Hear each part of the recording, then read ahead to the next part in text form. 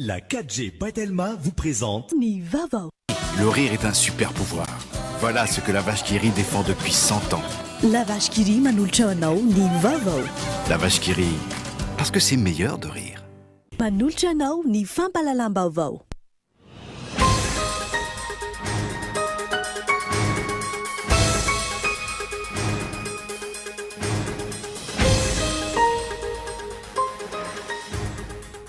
Tonga nitokana ny kianja manara-penitra amin'ny commune Mahitsy androany ny filoham-pirenena Andry Rajoelina sy ireo délégation niaraka taminy.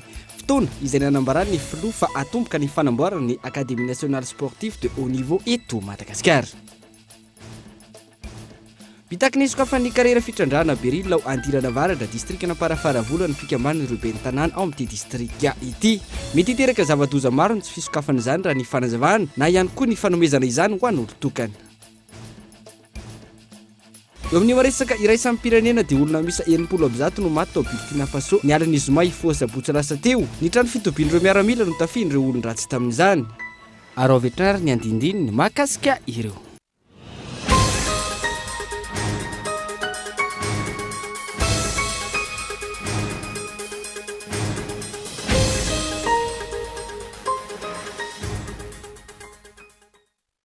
Manatra ny araba tomboky lasy tomboky vavy tonga sondreto amin'ny fampalalam-baovao ny Koly TV amin'izao alina izao. Amboantsika ny fampalalam-baovao tonga nitokana ny kianja manara-penitra atao amin'ny commune Mahitsy androany.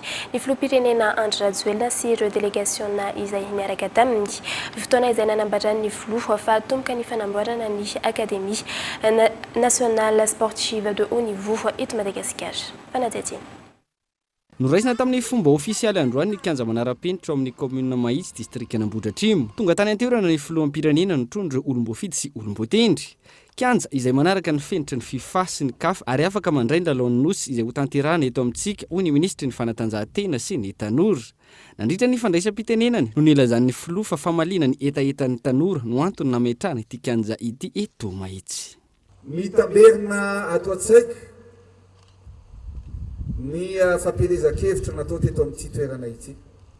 Miditra tery amin'ny vavahady tery feno tanora maro be teto.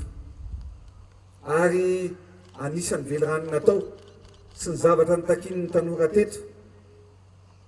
Hoe rehefa mba lasa président ianao Andriamatoa Andry Rajoelina dia mba ataovy terrain manara-penitra, terrain synthétique ity toerana ity. Dia nametraka amin'ny fanontaniana tamin'ny tanora maro be, tianareo atao terrain manara-penitra ve ity toerana ity e? Eno izy ny tanora. Ankehitriny tsy fampanantenana, tsy propagandy, fa asa vita ny terrain manara-penitra ho an'ny tanora amin'ny Mahitsy tokolasy tokovavy. Ho an'ny commune ny Mahitsy zany dia zao ny teniko hoe vitatreo ny fanaovana baolina eo ambony vovoka.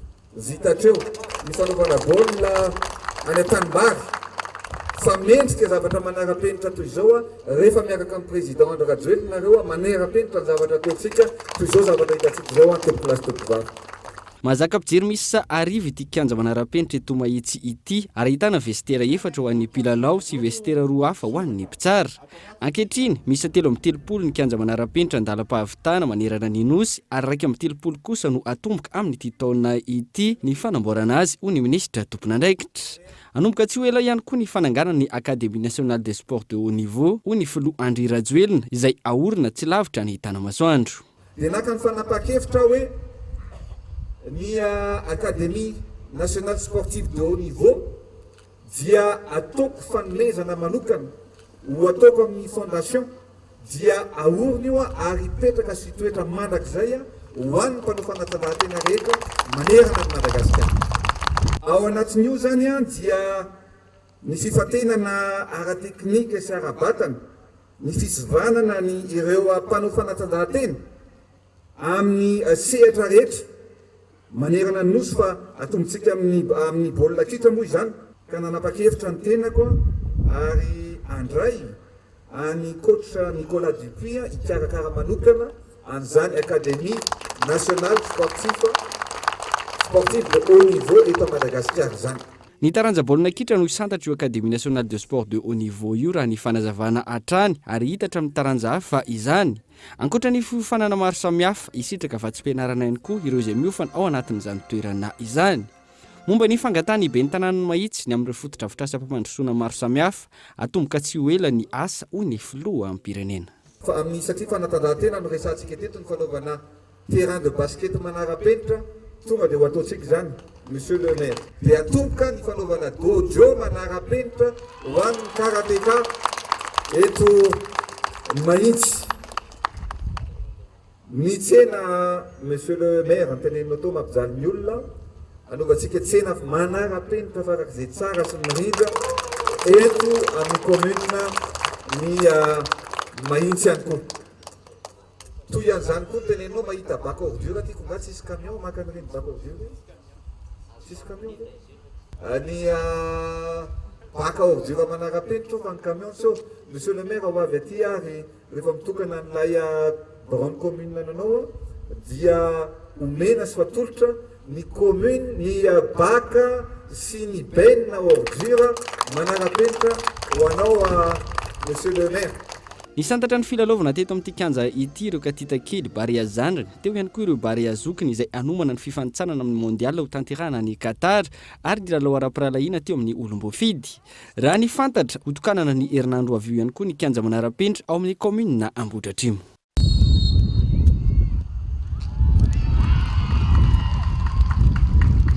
Fata amin'ny fandraisam-pitenenana nandritra ny fitokanana ny kianja manara-penitra atao amin'ny commune Magnitsy ihany koa no nanambarany ireo Olombofidy sy Olombotendry efa tsy tokony hanohitra be fahatany ireo mpanao politika fa hijery ny zava-misy fanampanazavana. Ka tonga eto sika androany tsy hitokana matety, tsy hitokana vato fototra fa hitokana kianja manara-penitra. Anarak'izany misy ny militsy mahita, misy ny minitsy sy mandre miasa fampandrosoana izay entinao ka raha ho an'ny district n'Ambohidratrimo mbola misy milaza fa tsisy asa mandeha dia hoy aho eto androany hoe amboary ny programanao fa za mihitsy nitondranao hitsidika an'ireo asa vita ireo. Misy aza miteny rehefa misy fotodrafitrasa lehibe ohatr'izao dia mbola misy mahasamanakiny hoe hoanina ve azo hoanina ve io kianja manara-penitra io azafady mba avereny kely hoe zay zavatra teneninareo zay rehefa anao tsy fampelezakevitra amin'ny tanora nareo angamba dia ho voatorabato ao. Mitaky ny sokafan'ny carrière fitrandrana Beril any Andilana Avaratra district na Paravaravolo ireo fikambanana ireo ben'ny tanàna any amin'ny district iny mety hiteraka zava-doza maro ny tsy fisokafan'izany na ihany koa ny fanomezana azy an'olon-tokana fanampanazavana. Ny vondrona ireo ben'ny tanàna misy 12 ao amin'ny distrikna Paravaravolo ary nanao fanambarana tao aorian'ny fidinan'izy ireo tany amin'ny karera fitrandrana Beril ao Andilana Avaratra sy ny fiaonana tamin'ireo vahoaka. Fikambanan'ny ben'ny tanàna izay mitaky ny isokafan'ity karera ity faran'izay aingana. Dia mangapaka tena fomba aingana ho zay zany anay hoe fomba aingana tsy tokony alaviriny fitondram-panjakana zany tokony jerena akaiky mihitsy ny fakafanana azy io lasa raha vao elaela io raha vao mbola miandro ela fandripalemana moa tena manao tao satria lasa maro be tsy anasa ny andilana any dia lasa miteraka fandripalemana satria ny sakafo mandeha ihany ny sasany moa ny mpanao karera moa betsaka mihitsy ny tonga any misy ny olom-bitsy izay tady anao karazana kolaka na dia efa napetaka fitondram-panjakana ary hoe tokony hikatona ilay karera dia misy manao zavatra tsy dia milama loatra dia izay indrindra misy any hoe tianay ho apetraka ny hoe tsy fanetianay an'izay zavatra hoe misy ny vahoaka ilika nefa misy olona rehefa avy eo apetraka dia ny amin'ny fanepahana vahoaka aloha voalohany indrindra ny amin'ny tokony fitoniana mba aminaiky sy hiandry am-pitoniana izay fandaminana napetraka ny fitondram-panjakana foibe. Tsisy miala ny antoerana atreto na ny mpitrandraka na ny mpivarotra na ireo mpitandron'ny filaminana avy amin'ny OMC. Tsinjo anefa na dia voalaza aza fa tsy misy mahazo mitrandraka, misy ihany ny vato amidy araka ny fampitambo vaovoray any antoerana izay anairana ny tompona ndraikitra isan-tokony. Mivoatra isaky ny 3 sekondra ny fahasimban'ny tontolo iainana raha ny tazana avy eny amin'ny zana-bolana. Io no fanehoan-kevitra nataony manam-pahaizana manokana raha nahita ny rano avy any Betsiboka miloko mena mivarina any an-dranomasina miloko mena noho ny fahasimban'ny nofotany fanadihadiana. Mbola voasokajy ho isan'ireo firenena mahafinaritra i Madagasikara noho ny fananany tontolo iainana sy arena voajanahary maro. Mitombo takany any amin'ny firenena hafa nefa ny fanimbana ny tontolo iainana eto amintsika ka mety hanova ny fomba fijerin'izao tontolo izao afaka fotoana fohy. Nanaitra ny maro no nahita ity sarin'ireny rano ny Betsiboka ity tao anaty tambazotra an-tserasera amina kilometatra maro, mivadika omena ny rano, ary mena ihany koa ny rano mivarina ny andranomasina, tazanina avy eny ambony. Antony mahatonga izany ny fahasimban'ny tontolo iainana, amin'ny alalan'ny teviala, ny torontanety, ny fitandrahana sy ny maro hafa. Tsy misy intsony ny azo mitazona ny nofotany, any ka raha vao misy ny rano na rotsakorana, very avokoa izany, ka mahatonga ny tany ho karakaina, tsy hamokatra intsony. Voalaza araky ny fanehoan-kevitra ao anaty tambazotran-tserasera io hatrany, fa mihena isaky ny 3 sekondra ny toerana ahitana ala, tazanina avy eny amin'ny zanabolana. Midika izany fa mihazakazaka ny fahasimbana sy ny famotehana ny tontolo iainana sy ireo arenina voajanahary. Famotehana ny tontolo iainana izay miantraika amin'ny fiainan'ny zanak'olombelona sy ny fiariny. Ny taona 2024 araky ny tarehimarika azo, manodidina ny 700 ny izao tontolo izao no faritra mando, ary mihena ray faingo 500 isan-taona izany tao anatin'ny 70 taona farany. Ny 300 ny rano misy eto amin'ny planeta ihany no ranomamy, ary mitsika ny ambanin'ny tany na voatahiry ny ambanin'ny ranomandry avokoa ny 770 isan-jato ambiny. Ho an'ny Madagasikara manokana, toerana misy 10 ary manodidina ny 7,4 hektara no voasokajy ho faritra mando, farihy avokoa ny 7 amin'ireo ary iray ny renirano. Ny taona 2020 voasokajy ho faritra mando anatin'ny lisitra Ramsara ihany koa ny alaonko ao amin'ny Elodranonambaro, izay ao amin'ny morontsiraka avaratra andrefan'ny Madagasikara. Ahitana karazan-java-mananaina maro toy ny zava-maniry sy ny biby, izay tsy fahita raha tsy ao an-toerana ny Elodrano, izay midadasika ao anatin'ny velaran'ny tany 4,5 hektara. Raha miampy ity Elodranonambaro ity araka izany, mitotaly 7,707 hektara ankehitriny ny velaran'ny faritra mando misy eto amintsika. Nankalazaina omaly ny andro maneran-tany ho an'ny tontolo iainana. Voalaza tamin'izany fa mahatratra 7 isan-taona ny olona maty maneran-tany noho ny falotoan'ny rivotra iainana. Ankoatr'izay ny falotoan'ny rano, ny fisian'ny kere ateraky ny haitany sy ny maro hafa. Entanina hatrany araka izany ny tsirairay, ahianaja sy kolokolo ny tontolo manodidina, ka ifampiteny sy ifananatra raha misy manao tsy mety eny anivon'ny fiarahamonina. Araka ny tatitra navoaka ny ministera ny fahasalamam-bahoaka androany ny ampiroa indray ireo olona maty ny valanaretina Covid-19 5 ireo tranga vaovao hakato eto amin'ny faritra Analamanga, ny 7 tamin'izany miisa 400 kosa ireo sitrana Somatsara. Fanatety. Omaly olona roa indray hanolavo ny valanaretina Covid-19 tamin'ny fitiliana miisa 700 5 ireo tranga vaovao voatily ny 2022 izay mitsinjara toy izao 7 teto Analamanga, 20 tao Antsinanana, 3 tao Aloatramangoro, 2 tao Vakinankaratra, Vatovavy Fitovinany sy Itasy, ray avy kosa tao Atsimo Antsinanana sy Sofia. Ankilany 30 ireo marary ahitana fahasarotana. Raha ny tatitra hatrany miisa 400 ireo sitrana Somatsara ny andron'ny omaly. Mialohan'ny idirantsika amin'ny tapany faharoa ny fampahalalam-baovao isantokelitsika ao anatin'ny ireto dokavarotra ireto aorian'izay no anarahantsika ny famokarana fromage vita avy amin'ny ronono sy eo ihany koa ny paikady vaovao apetraka iadina amin'ny kolikoly sy ny maresaka iraisam-pirenena. Daoary.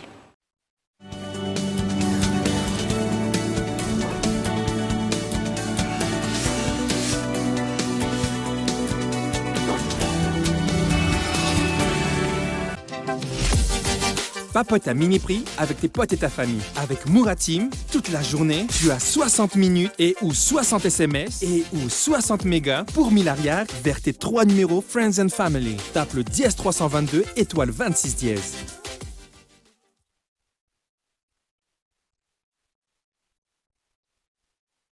Azafady kely ange feriza no manana kabony milamina izany io ny sasany.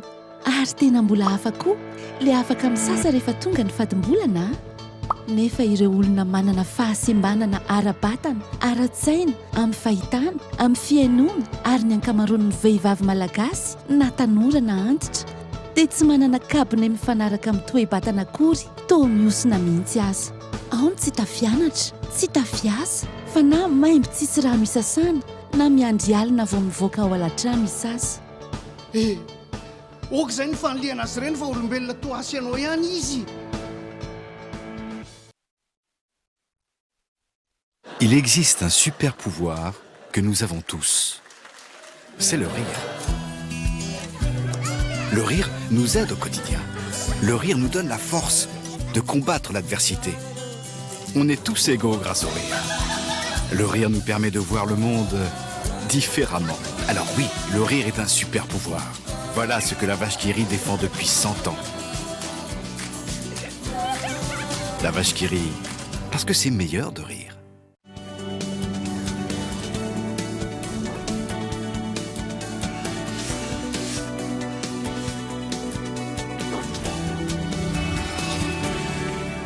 Tavaverina indray eto amin'ny fampahalalam-baovao isika mihamahazovana indrindra amin'izao vanim-potoana ny ririna izao ny fromage azo avy amin'ny ronono nosy any amin'ny faritra Vakinankaratra fanodinana ronono izay ahavitana zavatra maro raha ny resaka ny fanaovana tamin'ny mpandraharaha iray tany an-toerana fanadedena. Anisan'ireo biby fiompy misy eto Madagasikara izay mamokatra ronono sy azo sotroina tsara ary ara-pahasalamana ho an'ny vatan'olombelona ny ronono azo avy amin'ny osy. Azo avadika ho vokatra hafa ihany koa izy io toy ny fromage. Tompona andraikitra na orinasa iray avy eto Antsirabe izay misehatra eo fanodinana ronono nosy no hiaraka amintsika amin'ity anio ity. Nisy ny fianarana manokana sy ny fandalinana momba ny ronono izany ataony ary taty aoriana dia nanao fikarohana ka tonga amin'ny fanodinana ronono nosy avadika atao fromage. Ny mahazatra antsika malagasy dia ny fromage vita avy amin'ny rononon'omby. Ny mahasamihafa azy amin'ny fromage azo avy amin'ny osy kosa dia ny tsiro sy ny hanitra izay tena mampiavaka azy tanteraka. Ny antony safidianana ny fromage de chèvre moa zany hoe nivadihana tany amin'ny rononona chèvre dia satria efa betsaka ny mpisehatra amin'ny resaka rononona omby. Ny mahasamihafa ny fromage de chèvre amin'ny fromage na omby indray dia be dia be. Ny tsiro mazava ho azy aloha ny tena miavaka indrindra. Ny fofona ny fromage de chèvre dia somary mahery fofona ary ohatsika tia fromage avy any ivelany tsoina hoe camembert reny du genre camembert reny no manakaikikaiky kokoa ny fromage de chèvre. Ankoatran'izay ny ara-pahasalamana koa izy dia manana ny hanitra manokana ny fromage de chèvre izay tsy latsa-danja amin'ny rononon'ny omby. Zany hoe manana tavy manokana izy sy manana protéine manokana ao anatin'ny ronono. Eo amin'ny lafiny famokarana dia miara-miasa amin'ireo tatsapiopy eto Vakinankaratra izy ireo. Mpisedra olana nefa ny orinasa rehefa ao anatin'ny vanim-potoana ririnina tahaka izao satria dia kely ny ronono omeny nosy iray izay manodidina ny 9 centilitatra ary voafetra ihany araka izany ny isa vokariny. Ny rononon'ny bengy na ny chèvre rehefa tena kely mbola ampiny izay ririnina izay dia tena tonga dia miena tsasany sisany ronono azo. Dia ohatran'izay dia misedra olana satria lasa tsy maharaka ny tinady zany ny tolotra omenay. 9 centilitatra eo ny azo amin'ny bengy anankiray rehefa terena izy. Dia hitantsika amin'izany fa tena kely dia kely zany 9 centilitatra zany satria 9 centilitatra ampitomboina 9.0 izay vao manakaikaiky ny 1 litra. Noho izany bengy 9.0 terena zany izay vao mety mahazo 1 litra isika. Dia ny sakafo ny bengy moa ino ny avantage dia ahitra sy rehetrarehetra tsy mihinana afa-tsy sakafo bio zany ny bengy. Dia mazava ho azy fa ny vokatra vokarintsika koa dia bio ihany koa ara-voajanahary tanteraka. Eo amin'ny sehatry ny ara-barotra kosa indray dia efa manomboka maro ireo mpanjifa ary eto Antsirabe sy any Andrenivohitra ihany no ahitana ny vokatra. Tanjon'ny orinasa ny ampitombo vokatra manerana amin'ny Madagasikara ary ampiroboroboana koa ny fiompiana osy amin'ny alalan'ny fanampiana ireo tatsapiopy eny fotony. Nahazo zandary vaovao miisa 570 ny CSAO Beravina. Andimy ireo 570 teo aloha izay aparitaka any amin'ny faritra maro anamafisana ny fandriampahalemana eto amintsika tsy vitan'ny zandary irery ihany. Ny famerenana ny filaminana hoy ny komandany zandarmerie-pirenena nandritra ny fandalovany tany an-toerana ka mangataka ny fiarah-miasa indrindra ireo ray aman-dreny fanampanazavana. Araka ny nambarany sekretera-panjakana miadity ny zandarmerie-pirenena nandritra ny fivoahany ireo andiany fa 570 tao amin'ny École de la Gendarmerie Nationale Ambositra avy hatrany dia aparitaka manerana ny nosy izy ireo ka isany ametrahana azy ireo ny CSAO. Araka izany nahazo zandary vaovao misy 570 ny CSAO Beravina ary aparitaka anatsarana ny fandriampahalemana ao amin'ny faritra Melaky ny zandary misy 570 teo aloha izay nitombiasany ireo zandary vaovao ireo. Nanamafy ny komandany zandarmerie-pirenena nandritra ny famindram-pibaikoana natao Melaky fa miankina betsaka amin'ny fitaizana sy ny fanaraha-maso ataon'ireo ray aman-dreny ny ahatsarana ty ny fandriam-pahalemana. Fandriam-pahalemana ny fampandriam-pahalemana ny tany dia tsy vita ny zandarima ny pirenena irery fa tsy maintsy mifanonentanana isika ary tsara ihany ny mampafantatra raha ohatra ka tsy fantatritsika mino afafantatritsika tsara fa ny dahalo izay manarika eny an-dalana ny dahalo izay mangaratromby zaho dia efa nahita asa nareo na efa nahita mitovy amina fa rehefa jereko zany le izy le efa maty iny izy io olombelona ihany tamin'olon'le izy nahafaty anazy io olombelona fa tsy hoe biby akory na sovaly no manao dahalo fa olombelona ihany ary maha olombelona azy zay dia mazava ho azy fa manana ny raisy ireny niteraka anazy reny olona ireny raha voafehitsika ny zany fiamonjanaka antsika ao anatin'ny fiarahamonina dia misy fivoarana hatrany 5 isanjato ny resaka fandriam-pahalemana. Tontolo sy atao maintirano ny famindram-pibaikona teo amin'ny kolonely tovolahy Adolphe, lehibe ny vondrotompim-pibaikony faritra Melaky teo aloha, sy ny kolonely Nadège Xavier, lehibe ny vondrotompim-pibaikona vaovao andimby azy.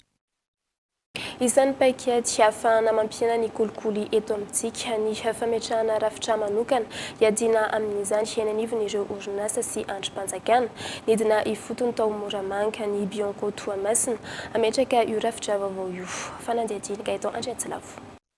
Ampiaranisaky ny sampandara-panjakana sy ireo tsy miankana ny rafitra manokana natao amingorana ny kolikoly ao amin'ny distrika ny Moramanga. Isan'ny ampiatra io ady amin'ny kolikoly io ny orinasa Fanalamanga izay orinasa panjakana. Tonga teo natoerana ny tompona andraikitry ny Bianco Toamasina napafantatra ity rafitra amingorana ny kolikoly ity. Ny ataontsika moa eto amin'ity orinasa ity amin'ity atrikasa ity dia resaka fanabeazana sy resaka fisorohana fa maninona no beazana ny mpiasan'ny orinasa Fanalamanga mba hanana toe-tsaina manda kolikoly. Isorana betsaka moa zareo tompona andraikitra eo ambany fitarihan'ny Andriamatoa Tale Jeneraly sy ny mpiara-miasa aminy mba nampiseho zany finiavana te hiara-iasa amin'ny fampanjariana ny ady amin'ny kolikoly eto anivon'ny orinasa zany. Fitaovana iray natantarana ny tanjony amin'ny orinasa ny fisian'ny rafitra anatiny napetraky ny Bianco toy izao, hoy ny Tale Jeneraly. Ny fisian'ny kolikoly izay miteraka olana maro sy sakana ho an'ny fampandrosoana. Zany karazana cellule anticorruption no tena fiantsoana azy dia io zany misy antokony olona mihitsy apetraka mpiasa ato no ampidirina anatin'le izy dia ireo no io karazana sampandrara zany no mametraka ny lamina rehetra iadina amin'ny kolikoly ato anatin'ny orinasa. Aoriana izao fanentanana sy fampidorona ny rafitra anatiny iadina amin'ny kolikoly izao, hidina ifotony amingorana ny endrika kolikoly ao amin'ny orinasa ny tompona andraikitra sy ny Bianco ary ny mpitantana ny orinasa.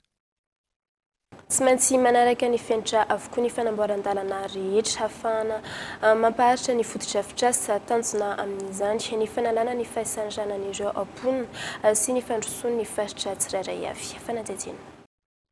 Miroso ny fanamboaran-dalana pavé ao Morafeno ao an-tampon-tanàna Antsiranana, iray amin'ireo akisa misy sadimy izay mitotaly 2 kilometatra sy 300. Mirefy 1,700 metatra ny lalana atao Rarivato eto Morafeno ka ampifandray ny lalam-pirenena fahafito amin'ny lalam-baovao sy ireo quartier manodidina azy. 20 andro ny feptaona avy tany ny asa. Zahay moa tsy hagnano karaha tetezana mahavavy zegny, pendirena izy tsy mahay mankasitrika volagna tsy mivolagna ka eto dia mankasitrika ny fitondram-panjakana zay taritiny président Andry Rajoely zay amin'ny fagnamboarany lay tanàna misy zay eto amin'ny projet présidentiel le resaka paviliky ka dia ataonay tsamboky mitevagna miandra haligny zay ny fankasitragna aleo mandiritra toy zay tsy ampy. Ankoatry ny ao an-tampon-tanàna, iroso amin'ny fanamboarana ny ao Ambilobe sy ireo faritra sasany ao Antsiranana ihany koa ny orinasa nahazo ny tsena.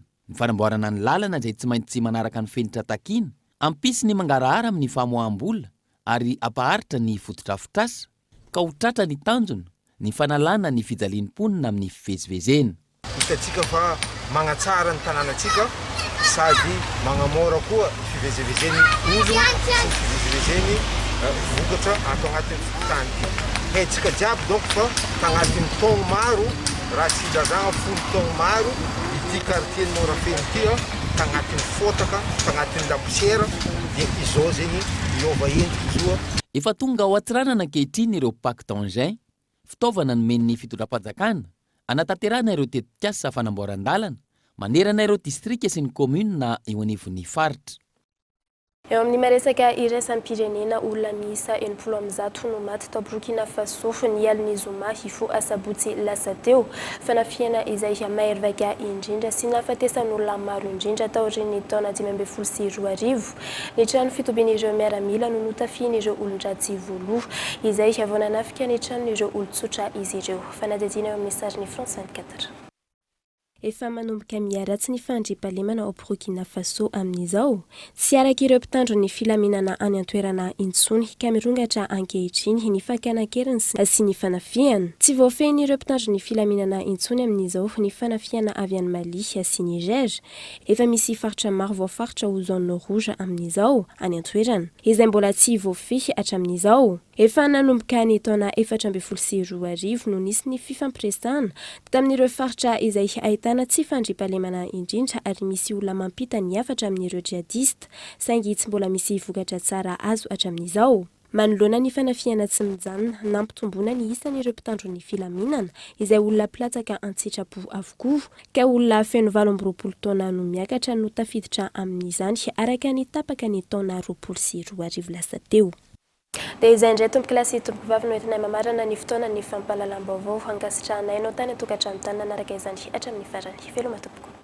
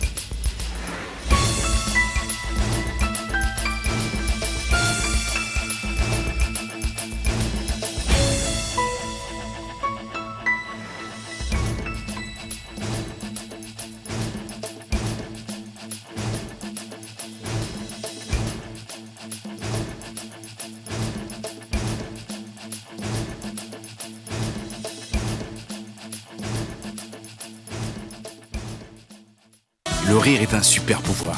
Voilà ce que la vache qui rit défend depuis 100 ans. Narainao teo ny fampahalalam-baovao miaraka tamin'ny La Vache qui rit. La vache qui rit, parce que c'est meilleur de rire. La 4G by Telma vous a présenté Ni Vavao.